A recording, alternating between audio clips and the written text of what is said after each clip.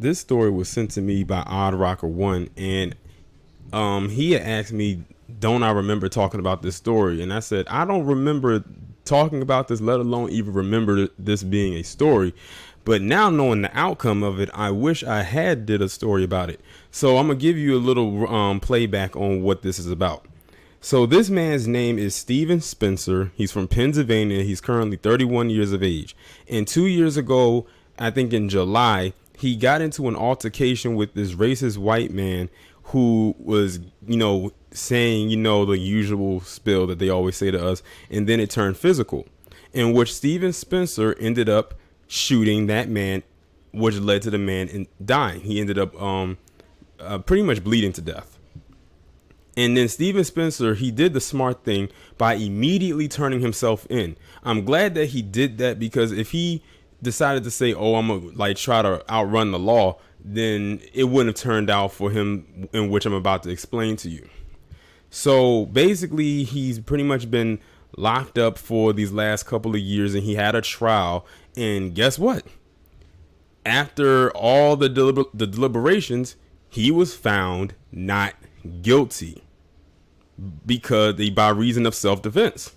Now, I know that's shocking, because this doesn't always work out for ADOS. It rarely ever happens, because it's almost like it's an unwritten law that we cannot defend ourselves in this establishment. It seems like every time we try to defend ourselves, something happens, and it's some kind of stipulation put into place, and we'll still suffer the consequences for it.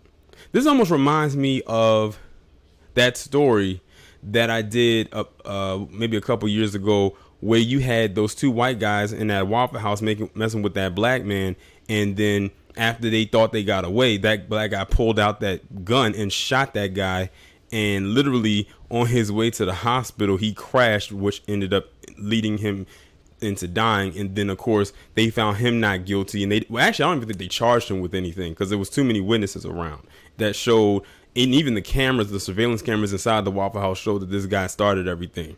So that was like a grand opening and a grand closing for him. But I'm gonna go ahead and read this article. It's a very short piece. It says 31-year-old Steven Spencer of Pennsylvania was recently found not guilty in the shooting death of a white man while defending himself during a racially charged dispute in a bar. Back in July 2017, Spencer got into an argument with Christopher Williams in a bar. The dispute started when Williams, a 32-year-old white man, refused to shake Spencer's hand. From there, the situation escalated, leading to Spencer firing one shot at Williams. Williams, who was unarmed, would die from his injuries. After the shooting, Spencer immediately turned himself in. He was charged with criminal homicide, simple assault, and terroristic threats. After being held in jail for over a year, a jury acquitted Spencer of all charges. Spencer testified that he acted in self-defense. He claimed he had been enduring racial taunts inside the bar the night before he left. He said that a group of several white men followed him outside the bar and yelled at him, "We're going to get you, N-word." Fearing for his life, he pulled out his gun and fired one shot. Meanwhile, the prosecution argued that what Spencer did could not have anything to do with the confrontation inside the bar, and said he should have ran away instead of pulling out his firearm. See, that's that crap I'm talking about. They don't, like I said, they do not like us defending ourselves, but I'm so glad that he happened to be armed that day. This was literally one guy that was up against many. By him pulling out that gun and firing off one shot, which he probably didn't even mean for the guy to get hit. It could have been a warning shot, or maybe he didn't plan the bullet to hit a spot on the person's body where it would have led to him dying. But it was enough for them to leave him alone and to disperse. It ended up having to have a casualty happen, but it happened. But the prosecution, which is the people that was against him, are trying to turn this into a thing where he could have did something else. See, they always want us to remain in this docile state. He could have ran away. Are you serious? They were following him out the bar.